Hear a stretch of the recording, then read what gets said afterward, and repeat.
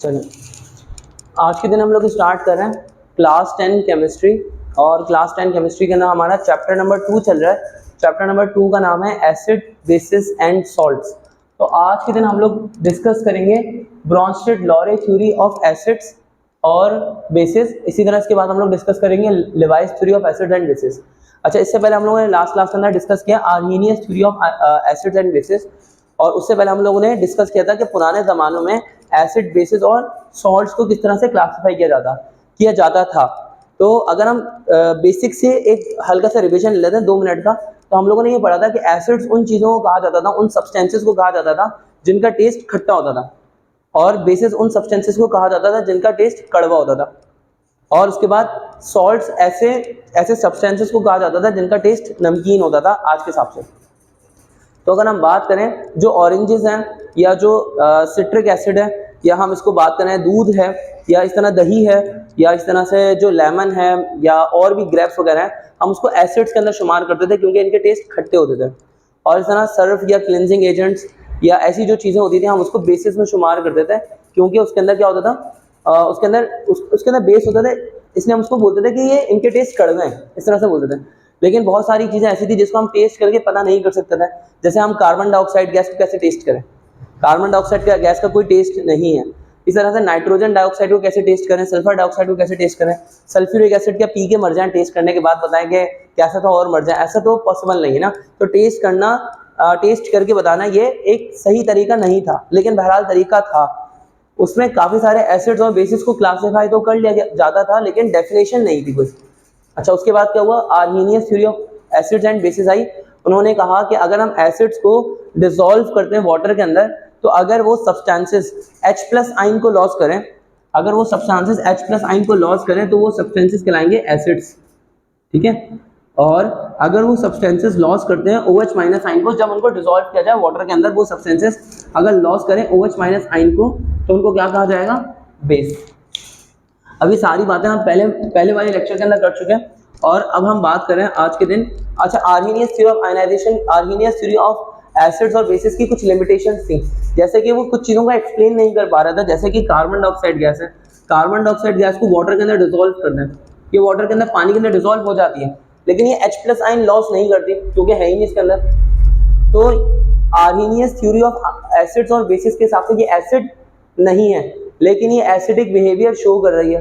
इसी तरह से सल्फर डाइऑक्साइड गैस है, या नाइट्रोजन डाइऑक्साइड गैस है, या AlCl3 है, एल्यूमिनियम क्लोराइड है, ये सब वो चीज़ें हैं जिसको पानी के अंदर अगर डिसॉल्व किया जाएगा, वाटर के अंदर अगर इसको डिसॉल्व किया जाएगा, तो ना ही तो ये H+ आयन शो करेगा, ना ही ये H+ आयन शो करेगा, ना ही ये H+ आयन शो करेगा, इनमें कोई भी H+ आयन शो नहीं करेगा।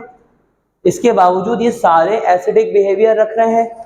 तो ये सब आर्हेनियस थ्योरी ऑफ एसिड्स और बेसिस के हिसाब से एसिड्स नहीं है, स्टिल एसिडिक बिहेवियर शो कर रहा है, तो उसकी लिमिटेशन आ गई। यानी कि कैसे एक्सप्लेन करें, Arrhenius theory of acids fail हो गई इसको एक्सप्लेन करने में। इसी तरह से उन्होंने कहा था बेस वो है जो कि क्या लॉस करे, OH- आयन, जो OH- आयन प्रोड्यूस करेगा वो बेस कहलाएगा। लेकिन अगर हम बात करते हैं अमोनिया की, तो अमोनिया को जब पानी में डिसॉल्व करते हैं तो ये OH- आयन प्रोड्यूस नहीं करता, ये OH- आयन लॉस नहीं करता एक्वस सॉल्यूशन के अंदर, तो इसीलिए ये बेस नहीं हुआ। किसके हिसाब से, आर्हेनियस के हिसाब से, लेकिन ये बेसिक बिहेवियर शो कर रहा है। तो अब कैसे एक्सप्लेन करें, तो फिर उसके बाद एक और शख्स आए, उन शख्स का नाम था 1923 के अंदर वो शख्स आया था, उनका नाम था ब्रॉन्स्टेड-लॉरे। ब्रॉन्स्टेड-लॉरे ने एक थ्योरी पेश करी एसिड्स की और बेसिस की। परफेक्ट थ्योरी ये भी नहीं है, सही थ्योरी, 100% सही थ्योरी ये भी नहीं है, लेकिन उन्होंने आर्हेनियस जिन चीज़ों को कवर नहीं कर पाए थे, इन्होंने उन चीज़ों को कवर करने की कोशिश करी। इन्होंने क्या कहा, इन्होंने कहा कि एसिड वो सब्सटेंस है जो कि प्रोटॉन लॉस करता है, या प्रोटॉन डोनेट करता है, या वो H+ आयन डोनेट करता है। H+ आयन और प्रोटॉन एक ही बात है। बाय द वे मैं आपको बता दूं, हमें हाइड्रोजन के बारे में पता होना चाहिए। हाइड्रोजन के पास एक इलेक्ट्रॉन होता है और हाइड्रोजन के पास एक प्रोटॉन होता है उसके न्यूक्लियस के अंदर। हाइड्रोजन के पास कोई न्यूट्रॉन नहीं होता, यानी मैं यहाँ पे लिख देता हूँ, एक इलेक्ट्रॉन एक प्रोटॉन होता है हाइड्रोजन के पास, और हाइड्रोजन के पास न्यूट्रॉन एक भी नहीं होता।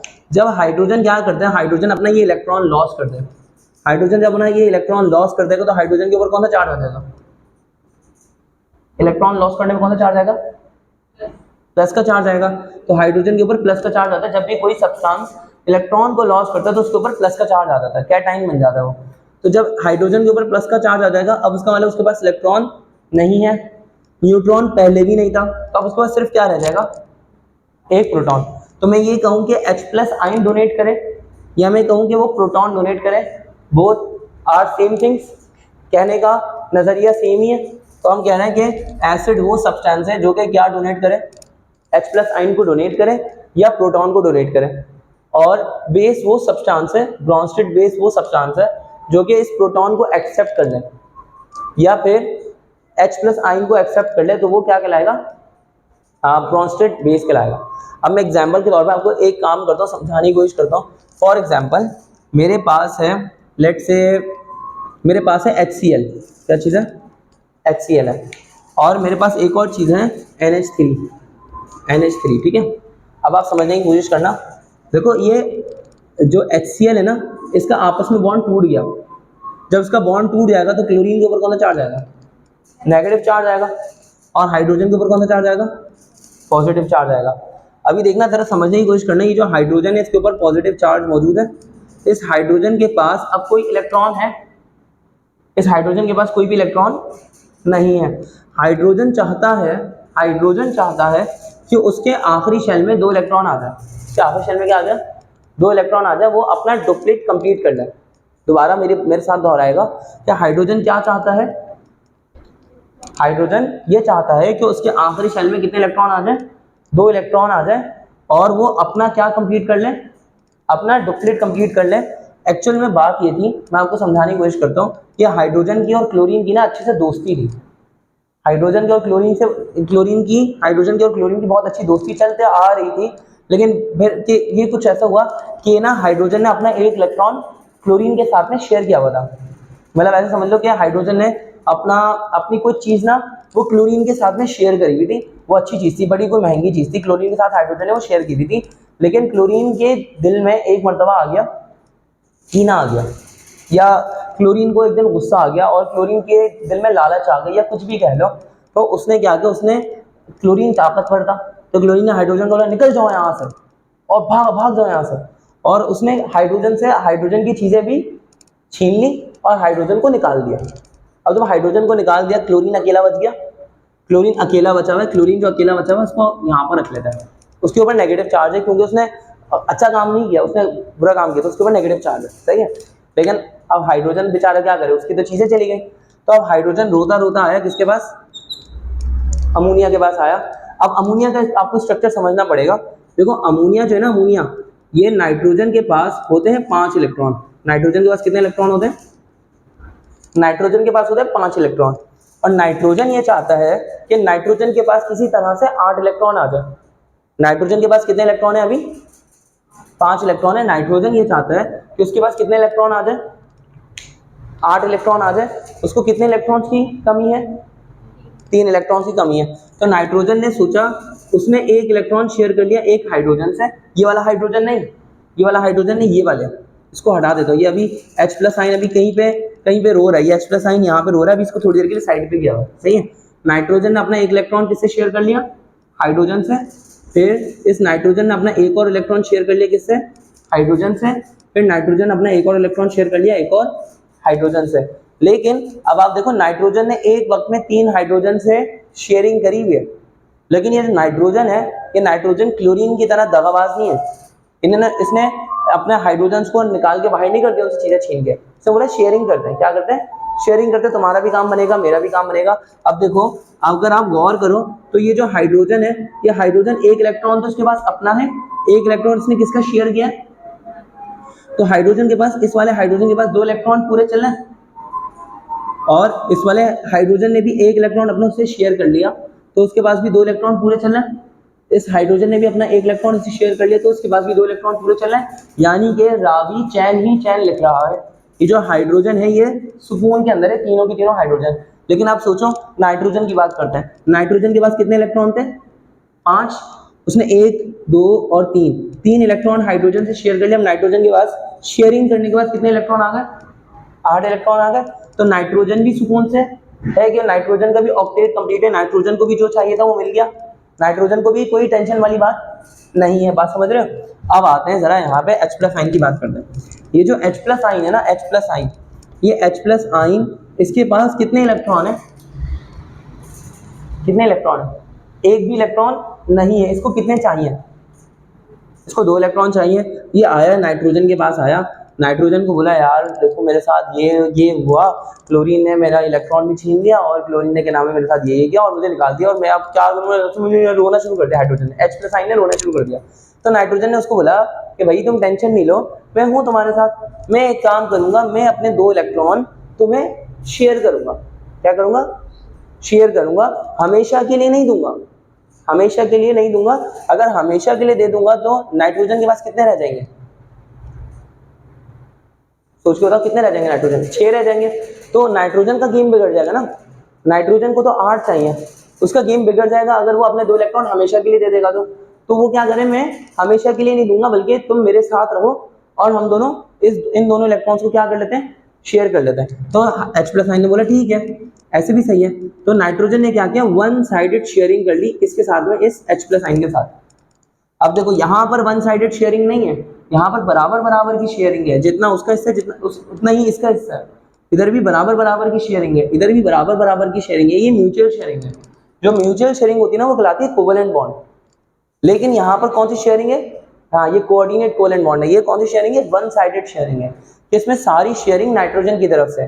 फॉर एग्जाम्पल जो आप हुनैबा आप अपनी मम्मा का मोबाइल यूज कर रही हैं, लेट्स से, तो आपने मोबाइल खरीदने में कोई पार्ट तो प्ले किया नहीं, आपने तो कोई रोल नहीं प्ले किया, लेकिन आपका मोबाइल, वो जो मम्मा का मोबाइल है आप भी यूज करेंगे और मम्मा भी यूज करेंगे, तो वो जो शेयरिंग हो जाएगी वो कौन सी शेयरिंग हो जाएगी, 1 साइडेड शेयरिंग। ये जो बॉन्ड है ये कहलाएगा coordinate covalent bond. For example समझ में आ गया। अगर कोई और ऐसी चीज है जो आपने और आपके भाई ने मिलकर खरीदी है, अब आधा टाइम वो भाई यूज करता है और आधा टाइम आप यूज करती हैं, तो वो शेयरिंग कौन सी है, वो कोवेलेंट बॉन्डिंग है। बात समझ में आ गई। अच्छा, नाइट्रोजन ने क्या किया, अपना इलेक्ट्रॉन पेयर किसको डोनेट किया, सॉरी नाइट्रोजन ने अपना इलेक्ट्रॉन पेयर नहीं, अब देखो यहाँ पर मैंने ये स्ट्रक्चर जो समझाया ना, वापस समझा देता हूँ। ये जो मैंने स्ट्रक्चर समझाया, ये इतना कॉम्प्लिकेटेड स्ट्रक्चर इसलिए समझाया है क्योंकि मैं इसी के अंदर आपको दोनों चीजें एक्सप्लेन करूंगा। तो मैं आपको एक बार बताता हूँ। देखो ये HCl ने क्या चीज लॉस करी है, HCl ने क्या लॉस किया है, H+ आइन लॉस किया है, या इसने प्रोटॉन को लॉस किया।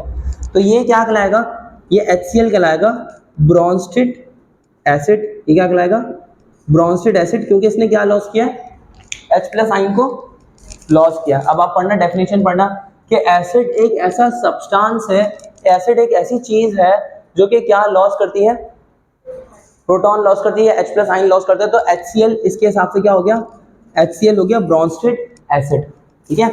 अच्छा, बेस क्या चीज है जो कि इस H+ आइन को क्या कर ले, एक्सेप्ट कर ले।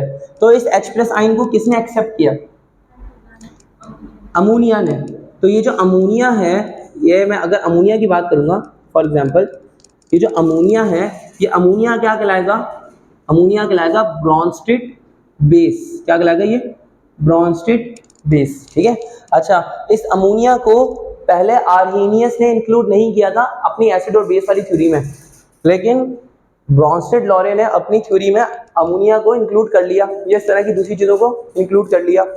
अच्छा, अब इसी सिनेरियो के अंदर हम बात कर रहे थे लेवाइस थ्योरी ऑफ एसिड्स की और बेसिस की, इसी स्ट्रक्चर को देखते हुए। लेवाइस क्या कह रहा है कि एसिड वो है, लेवाइस क्या कह रहा है, एसिड वो है एक ऐसा सब्सटेंस जो कि क्या कर ले, इलेक्ट्रॉन पेयर को एक्सेप्ट करे, जो कि क्या करे, इलेक्ट्रॉन पेयर को एक्सेप्ट करे। और लेवाइस बेस वो है जो कि इलेक्ट्रॉन पेयर को डोनेट करे, ये डोनेट कर सकता हो। तो अब आप देखो, दोनों अलग अलग तरीकों से सेम बात कर रहे हैं बेस के लिए, कि ये जो अमोनिया है, ये अमोनिया ने क्या किया, अमोनिया ने क्या चीज डोनेट करी है, 1 साइडेड शेयरिंग करी है, क्या चीज, इलेक्ट्रॉन पेयर। क्या डोनेट किया इसने, इलेक्ट्रॉन पेयर। अब अगर इसने इलेक्ट्रॉन पेयर डोनेट किया है तो ये क्या कहलाएगा, लेवाइस बेस। क्या कहलाएगा, ये लेवाइस बेस। बात समझ पा रहे हो। और ये इलेक्ट्रॉन पेयर किसने एक्सेप्ट किया, H+ आइन ने एक्सेप्ट किया। तो ये जो H प्लस आइन है ये क्या कहलाएगा, ये कहलाएगा लेवाइस एसिड। क्या कहलाएगा ये? Levi's acid. अब बात समझ में आई?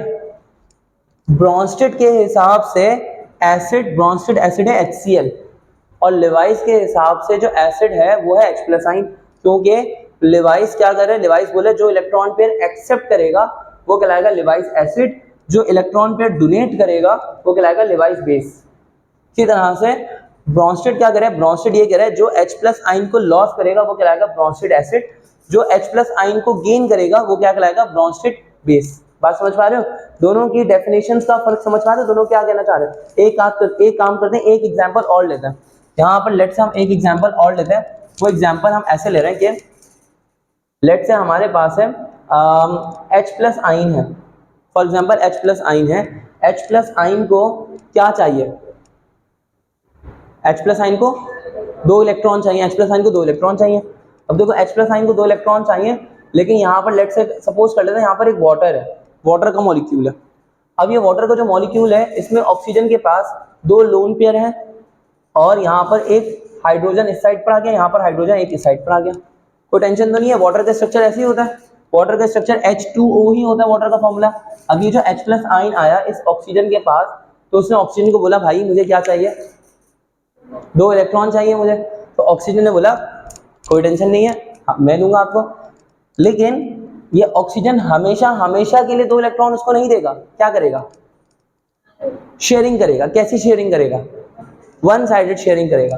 जब वन साइडेड शेयरिंग करेगा तो उसका स्ट्रक्चर कुछ ऐसे हो जाएगा कि यहाँ पर लेट्स से ये ऑक्सीजन है, ये ऑक्सीजन के पास क्या आ गया, एक लोन पेयर आ गया, यहाँ पर ये एक हाइड्रोजन, यहाँ पर एक ये हाइड्रोजन, और ये ऑक्सीजन ने क्या किया, एक लोन पेयर किसके साथ शेयर कर लिया, किसके साथ शेयर कर लिया इसने? H प्लस आइन के साथ। तो उसका जो स्ट्रक्चर होगा ये 3 हाइड्रोजन हो गए, एक ऑक्सीजन हो गया, ये जो स्ट्रक्चर हो गया। और ये 2 इलेक्ट्रॉन अभी इसके पास आ गए, सही ना, इस वाले हाइड्रोजन के पास आ गए थोड़ी देर के लिए, वन साइडेड शेयर हो गई और पॉजिटिव चार्ज आ गया ऑक्सीजन के ऊपर। तो अब ये कहलाएगा H3O प्लस आइन, ये कहलाता है हाइड्रोनियम आइन। क्या कहलाता है ये? हाइड्रोनियम आइन। अब एक बात बताओ, यहाँ पर ये जो H प्लस आइन है लेवाइस थ्योरी के हिसाब से ये क्या कहलाएगा? Levi's acid. क्योंकि लेवाइस एसिड वो है जो कि क्या कर सके, एक ऐसा सब्सटेंस होता है लेवाइस एसिड जो कि कैपेबल हो इलेक्ट्रॉन पेयर को एक्सेप्ट करने का। तो इलेक्ट्रॉन पेयर एक्सेप्ट किसने किया? इलेक्ट्रॉन पेयर एक्सेप्ट किया इस H प्लस आइन ने, तो ये H प्लस आइन कहलाएगा लेवाइस एसिड। लेकिन लेवाइस बेस वो है जो कि क्या कर सकता है, एक ऐसा सब्सटेंस जो कि इलेक्ट्रॉन पेयर को डोनेट कर सकता हो। तो यहाँ पर ये जो वाटर है, ये वाटर इलेक्ट्रॉन पेयर को डोनेट कर पा रहा है, तो ये क्या कहलाएगा?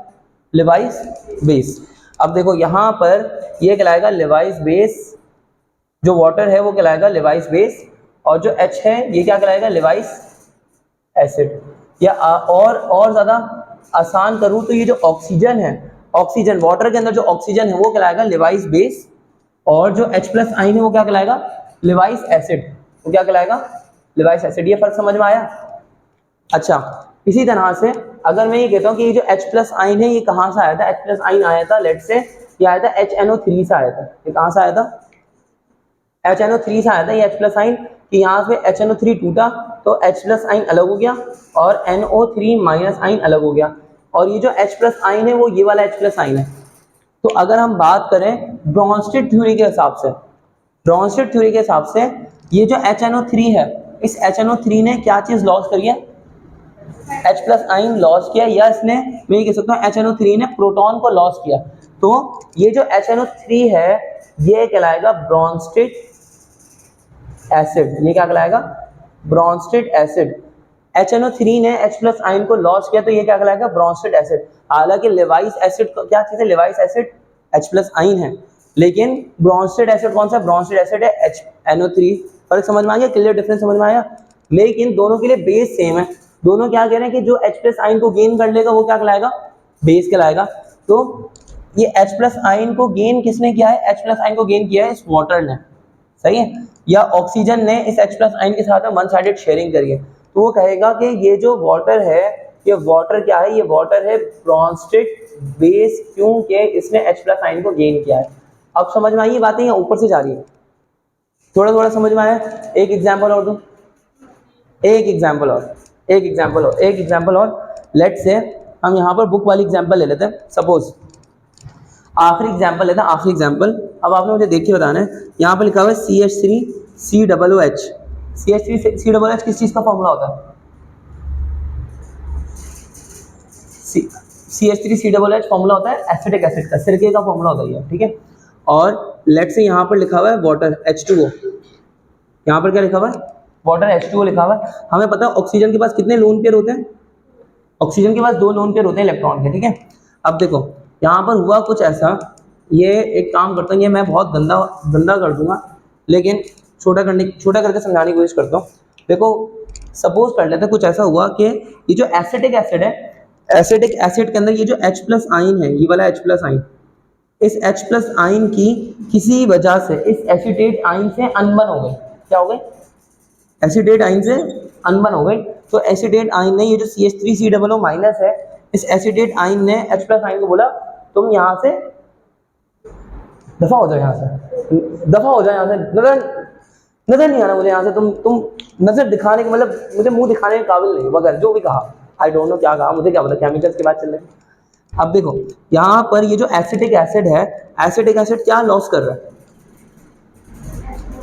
Acetic acid H+ iron loss कर रहा है।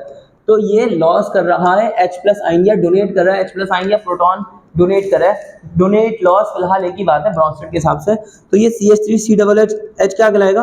Brønsted acid. लेकिन इस H+ आयन को कौन गेन कर रहा है?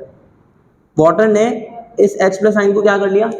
गेन कर लिया। वाटर ने बोला कि ये H+ आयन तो मेरे जिगर का टुकड़ा है, ये मेरे से दूर नहीं जाना चाहिए, इसको मैं अपने पास रख लेता हूँ।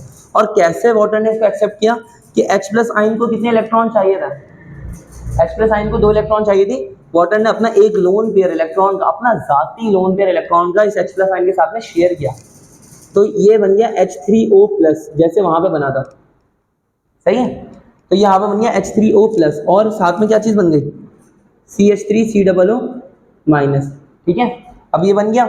अब देखो ये जो H3O+ बना है, H3O+, इसकी तो बात करते हैं। फिलहाल मुझे एक बात बताओ, ये वाटर क्या कहलाएगा? वाटर ने H+ आयन को गेन किया, वाटर क्या कहलाएगा?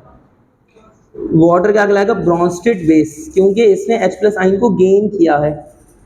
अच्छा, ये जो वाटर है इसके अंदर ऑक्सीजन ने अपना इलेक्ट्रॉन पेयर डोनेट किया है, किसको? H+ आयन को। तो जब ये वाटर ने अपना लोन पेयर, ऑक्सीजन ने एक्चुअली अपना लोन पेयर H+ आयन को डोनेट किया है, तो ऑक्सीजन क्या कहलाएगा? एक ऐसा बेस जो कि इलेक्ट्रॉन पेयर डोनेट कर सकता है, वो कहलाता है लेवाइस बेस। तो यहाँ पर हम कह सकते हैं कि ये ब्रॉन्स्टेड बेस नहीं है, सिर्फ ये ब्रॉन्स्टेड बेस के अलावा और एक और चीज़ है, वो क्या है? Levi's base. ये जो वाटर है ये ब्रॉन्स्टेड बेस भी है और लेवाइस बेस भी है। लेकिन अब लेवाइस का झगड़ा कहाँ पे आ रहा है? लेवाइस का झगड़ा आ रहा है इसके ऊपर। लेवाइस बोल रहा है ये CH3COOH ये एसिड नहीं है पूरा, इलेक्ट्रॉन पेयर किसने एक्सेप्ट किया? इलेक्ट्रॉन पेयर एक्सेप्ट किया H+ आयन ने। तो ये क्या कहलाएगा? ये कहलाएगा H+ आयन क्या कहलाएगा? Levi's base. अब बात समझ में आ गई? लेवाइस एसिड, सही ना? H+ आयन क्या कहलाएगा? Levi's acid. फर्क समझ में आया? अब जरूरी नहीं है कि H+ आयन ही हो, कोई भी सब्सटेंस जो कि इलेक्ट्रॉन पेयर एक्सेप्ट करेगा वो लेवाइस एसिड कहलाएगा, और कोई भी सब्सटेंस जो कि इलेक्ट्रॉन पेयर को डोनेट करेगा वो बेस कहलाएगा, लेवाइस बेस कहलाएगा। क्लियर हो गया यहाँ तक डिफरेंस?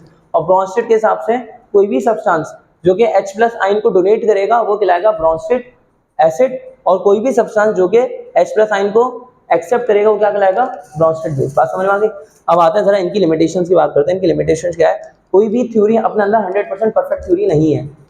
अगर मैं बात करता हूँ ब्रॉन्स्टेड-लॉरे की, तो ब्रॉन्स्टेड-लॉरे थ्योरी जो है वो अगेन एक्सप्लेन नहीं कर पा रही, ये अगेन एक्सप्लेन नहीं कर पा रही acidic nature of carbon dioxide, sulphur trioxide, nitrogen dioxide, aluminium chloride, इनमें से किसी एक चीज को भी एक्सेप्ट नहीं, किसी भी चीज को एक्सप्लेन नहीं कर पा रही।